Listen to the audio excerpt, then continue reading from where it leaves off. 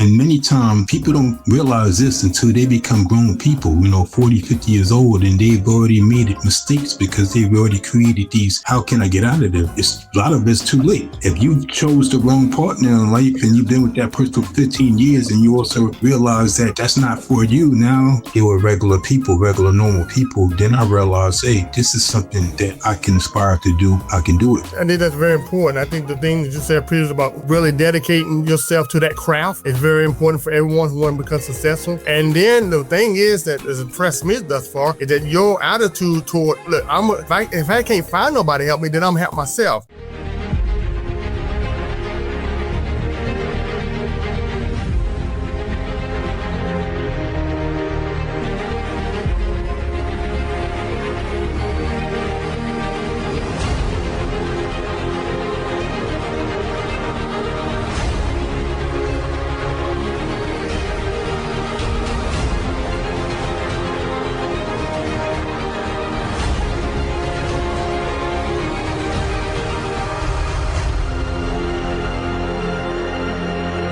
Hello, everyone. Welcome to the Career Education Learners in the Podcast. I'm your host, Mitchell Rivers.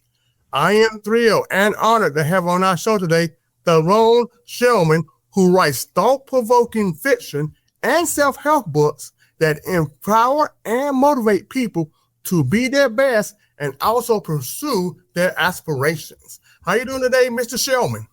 I'm doing great. I'm glad to be on the show. I appreciate you having me. Oh, man, I saw your resume and profile on LinkedIn, man. I said, I need to get this brother on my show. This is a very brother that's doing a lot in the community, and I definitely want my audience to hear about him. So, Mr. Shelman, tell us a little bit about yourself and your journey to your present career, which including writing books. Okay, well, how I first got into writing books was going to school, and I was reading a lot of stories about, African-American life, and many of the books weren't written by African-American authors. So at that point, as a young man, even as a teen, I wanted to write stories, not just stories, but also nonfiction and this literature that I felt that was worthy of being read and understood and truly exemplified, the Black American experience. Yeah, and so what's the name of the book that you held up previously? What's the name of that book? This is actually Third Eye Awakening 3, and it's part of a 5-book series dealing with self-development, self-empowerment, because our first job is our own lives. We get caught up in our careers and going out in the world and chasing worldly things, and we forget to deal with self, because everything is a byproduct, should be a byproduct of who you are. The type of career you choose, the type of partner you choose, the life you choose should all be a reflection of who you are. And many times people don't realize this until they become grown people, 40, 50 years old, and they've already made mistakes because they've already created these extra situations in their life. And they wonder, like, damn, how can I get out of there? A lot of it's too late. If you chose the wrong partner in life and you've been with that person for 15 years and you also realize that that's not for you, now, hey, you got kids, you got everything. If you chose the wrong career and you sat there and devoted 20, 30 years of your life to that, that's a long way to go back from. So it's important as for young people to really come to terms with who they are, internally, what skills they have, what likes they have, what dislikes they have, so that they could develop a life around all of that. Yeah, I normally wait till later on in the show, but where can they buy some of your books from? Because like you said, you have a series of books. Can they go on Amazon and buy your books? Yes, you could go on Amazon, Google Play Books, just go on the internet and look up online booksellers and put my name in, and then a whole list will come up. So since you was young, have you always had this sense of community, of really want to be part of the community, and you kind of see what the community needs to do and not do? And that always been a motivation for you to start writing books? It's the community at large to make it a better place for our young people? Well, I believe that our personal experiences a lot of times develop, the type of thinking that we feel around, the community, who we are, etc. And as a young man, I was a part of the Nation of Guards and Nurses. And here in the Northeast, the Nation of Guards and Nurses came out of the Nation of Islam. And it was basically an organization developed for the empowerment of Black male youth to give them some type of guidance in re-educating them and giving them a foundation in regards to who they are, the world around them, and how to survive, and not just survive, but overcome. So I was a part of that experience as a young man, in my teens. And from that, that started, to influence me later on in life. But also, some of the things I experienced in life, taught me that you can't complain about things and situations, or whether it's racism, whether it's disenfranchisement in your communities, etc., if you're not being an active part in some way. And it doesn't mean that you have to be out there protesting. It could be just you being empowered at your job, to make sure that, people get a fair shake at things. Yeah, I agree with that. I think there are many ways, and I think a lot of times, especially the African-American community, we keep putting people in boxes on 2 or 3 ways to help the community. And it's more than just 2 or 3 ways. Like you said, just being on your job, and doing the right thing. And then, especially if you're older and you have young people that's on your job like you are, you're making a big positive influence on them. How you handle yourself, whether you come in on time, how you handle jobs, how you handle adversities. You are being watched, especially African-American male, everywhere you go. Even when I was younger, and my father died, Mr. Shelman, when I was younger, when I was 11 years old, I had my neighbors and people around me that made a big influence. Now, my neighbor didn't do much. He worked in a factory in a local town that I lived in, but he had a great influence on me, how he handled things. I seen how him and his wife interacted. I seen him going to work and coming back. I seen how much he's done for his kids. All that makes a big impression on me. And so I think it's important, especially if you're African-American male, to realize whether you want to or not, or whether you realize it or not, you are looked upon, especially for young African-American males. And we got to remind ourselves to try to put ourselves in the most positive light as possible. I know we all make mistakes, which we do. We all fall short, but what way can we contribute to make good, positive, as far as influences on our young people? Are there other ways you think that we can make positive influence on our young people in the community? Oh, yeah. Like you said, there's so many ways. There's no one written rule. A lot of times we think that, when we talk about people that are contributing in the community, we start to think about, you got to be a Malcolm X or something like that. It doesn't even, you could just be a good person on your block. Yes. That's it. So wherever you feel that you could fit in whatever way that you think that you can help, that's being a part. And it doesn't have to be in this major way. It could be just this simple way of having good integrity, morals, values, setting that type of example. One of the things I read on your profile, which is very unique in today's society, especially writing, is that you handwritten your drafts. Do you still handwrite those drafts? Yeah, I believe in that. All this new AI stuff, I don't know nothing about it. I will utilize it for other things, but I definitely won't use it to write. I believe that communication skills, whether it's speaking or writing, these are very old arts, and as we come from the first people that walked this planet. So, writing, communicating, that's an expression of who we are as beings. That's what makes us different. One of the things that makes us different than other species of beings that walk this planet, Yeah, I totally agree with that. And it's a way to give out a lot of people that creativity, right? And part of that arts. I'm come from a musical background. Well, I'm not musical, Mr. Shelman, but my parents were musical. My dad was a music teacher and my mom taught piano lesson and was a teacher. And so we supported the arts big time, music, art, theater, whatever it is, to make sure young people get a chance to use their creative juices other than, especially today, than watching video games or just on the computer or in the internet all day long. And so I think we need to continue to push that creativity, especially writing books. How many books have you written thus far? Because I've seen a lot of them online. Yes, I have 16 books. And the reality is I would have more.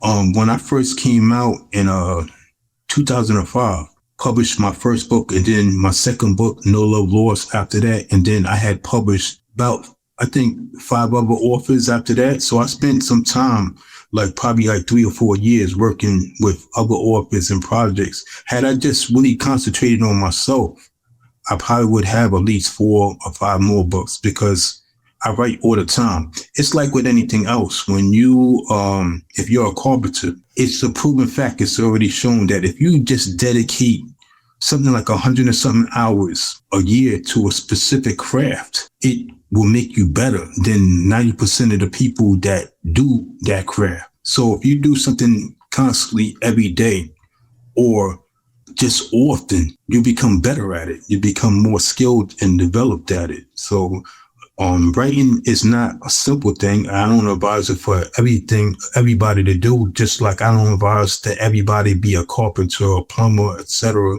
But whatever it is that you do, if you dedicate yourself to the learning aspect of that craft, you definitely become better. You know, anybody that starts out with anything is a novice. They don't know nothing. They're going to suck. But as you start to learn about that craft and develop the right processes, that's the whole thing, because you could be doing something like you're a carpenter. If you're using your hammer the wrong way, you're not going to get better. So it's important to educate yourself on the right way to develop that skill and develop a process, and you'll start to make it your own. You'll start to develop, how to do things in your own way. And did you have a mentor, or was that one person or a couple of people, or just someone to guide you when you first started writing books? No, actually, I seen there was a company called United Sisters Brothers Communications. I was a young man, and at that time, I was, believe it or not, I was incarcerated, and I seen a publication, and this publication had it was all like Black authors. Uh-huh. And they were independently published by this company, called United Sisters Brothers Communications. And we would get that magazine, like it was like a newspaper magazine every month. Mm-hmm. And we would look at the different books. And a couple of times I bought some books, and then once I seen the physical thing, it was different than like going to the library buying books, and you've never experienced anybody that that has written a book. So you sit back and say, I can't do this. But once I started buying these books and realizing that these were regular people that actually, did this, they weren't like, superstars or anything like that. They were regular people, regular, normal people. Then I realized, hey, this is something that I can aspire to do, and I can do it. Yeah, I think that's very important. I think the thing that you said previously about really dedicating yourself to that craft is very important for everyone who wants to become successful. And then the thing is that has impressed me thus far is that your attitude toward, look, if I can't find nobody to help me, then I'm gonna help myself. So you took the initiative to go ahead and, hey, this magazine, this paper, all this, and start doing it yourself. And sometimes, ladies and gentlemen, you have to do that. Sometimes if you're not able to be in an atmosphere for mentor or mentee, if there's something that you want to do here, like Mr. Shelman, you're going to do it yourself. You're going to find the resources and whatever you can do and get proficient in what you want to do. And as you said, keep going over and over and over and practice your craft. And that's anything that you want to do. That's whether it's basketball, track, that's whether you want to be a lawyer, doctor, whatever. They practice that. They passion that. They want to do that. And so you have to focus on what you want to do. And then that way, once you're able to find that way, that path that you want to go, then utilize the resources that can help you improve that craft even more. So that's a good segue as far as going through. I heard about you want to start doing a media type of thing. Tell us a little bit about your future as far as media is concerned. Okay, so when I started my first company, it was Third Eye Publishing Incorporated. The big idea for me was just publishing a book. And I accomplished some tasks, and I went through, the thing about, literature and entertainment and film, etc., with technology, all these industries have changed drastically. Yeah. And I went through a business experience in 2008 when Amazon came out with ebooks. They basically crashed the book publishing market because everybody started reading ebooks for like a good 6 years. So we're talking about like 50% of physical books sales went down. Yeah. And I got caught up in that. And I wound up having to start a new company. But before that, I sat down and thought about what it is that I wanted to do.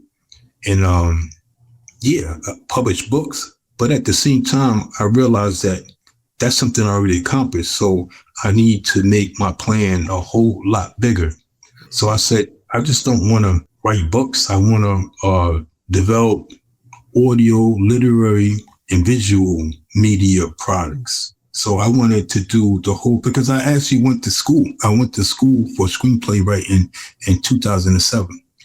But it's something that I never pursued, but I did use in writing my novels. Writing some of my novels, I used the skills that I learned in that. And it's a process of discovery because I'm actually going back to school right now for some aspects of learning media.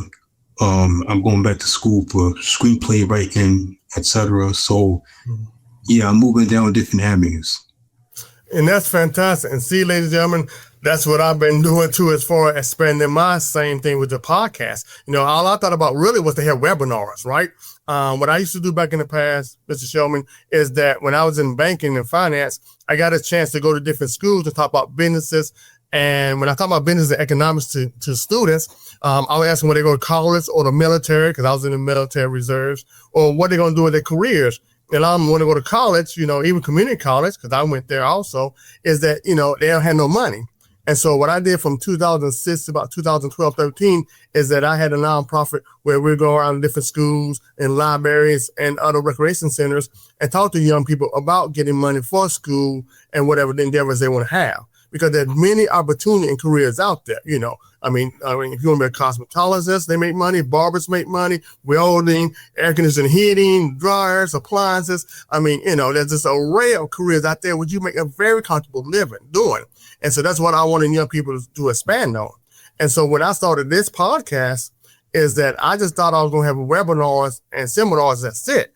But then somebody said, well, you need to get a podcast. So I said, okay, I get a podcast to expand that. So once I got a podcast, then somebody seen me that was starting a streaming service, Infusion TV service that's on Mogul Global Network. So then now my podcast is on there. And then I started doing a radio show. They said, you want some free advertising? I said, yeah. So why not start radio? So then that became my little media quote, quote, empire, right? So we have a podcast, I have radio, and I'm on streaming TV. And so sometimes things just pop up on you. You don't even realize it, right?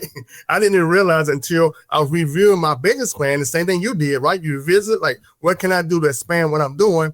And in a sense, for young people, expanding your brand, because you want to get out there. I want to get out there that positive messages about careers, financial literacy, and education. The same thing you trying to do through your publishing. Yes.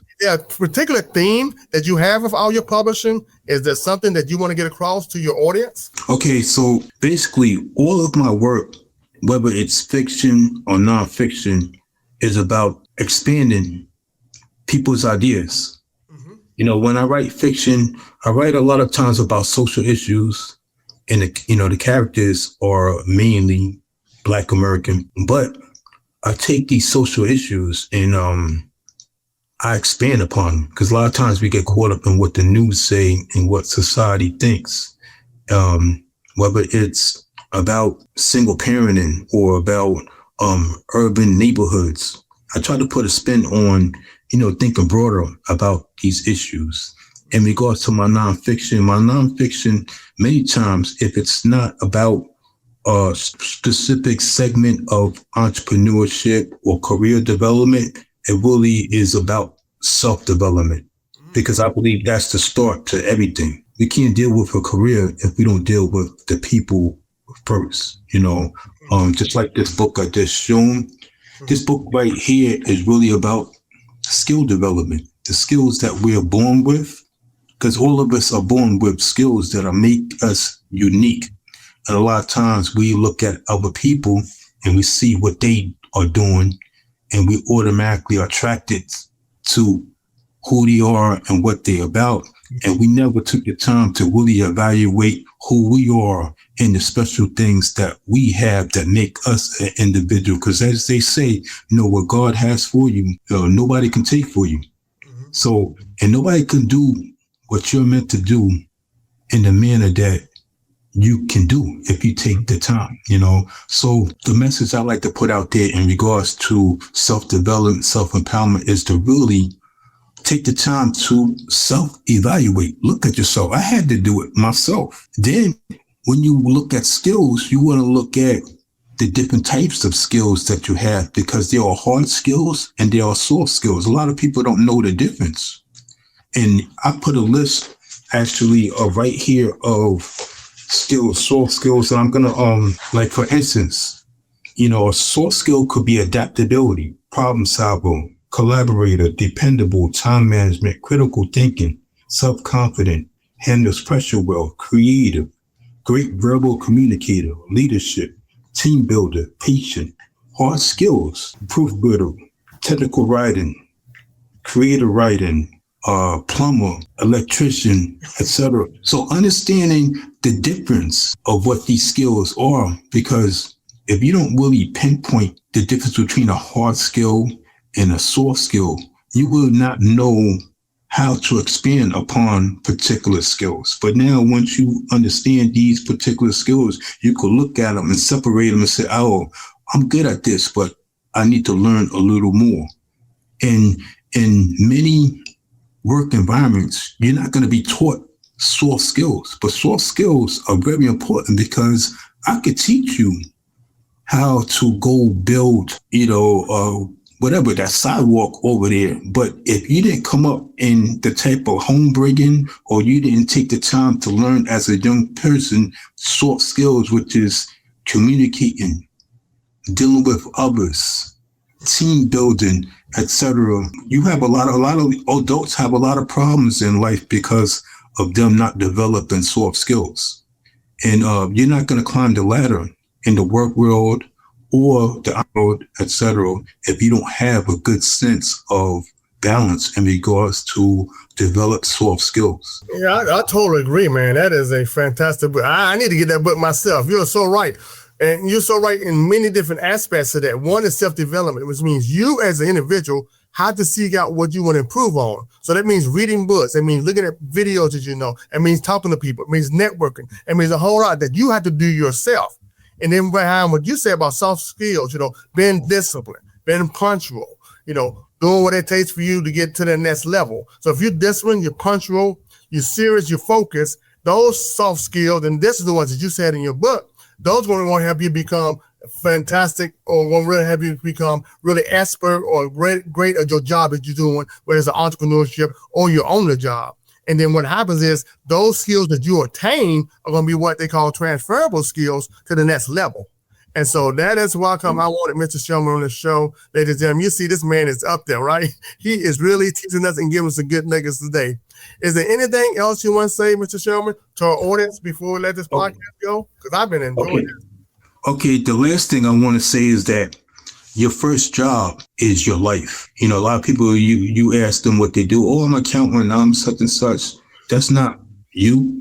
Let's start with who you are, because who you are is the foundation. Everything else, your relationships, your marriage, your friendships, how you go about your life is an extension of who you are. So spend some more time getting to know who you are. And from that, you can develop an idea of what it is that you like, don't like. As they say, if you could develop an idea of what you don't like, then you can start to get down to the avenue of what you like and what you want. Well, I tell you what, man, this has been a fantastic podcast. I'm definitely going to review it again if I can take down some notes myself. But, there's some great nuggets here Mr. Shelman gave us today, ladies and gentlemen. And I just so much thank him so much for being on our show today. Thank you so much for coming on our show today. I appreciate it. It's always a pleasure to build. Knowledge is almost it's not ours to own. So you learn it, You got to teach it. Oh, one more thing. Let's go over. Where can they get your books from? I'm sorry. Let's start that over again. Where can they get these fantastic books that you've written?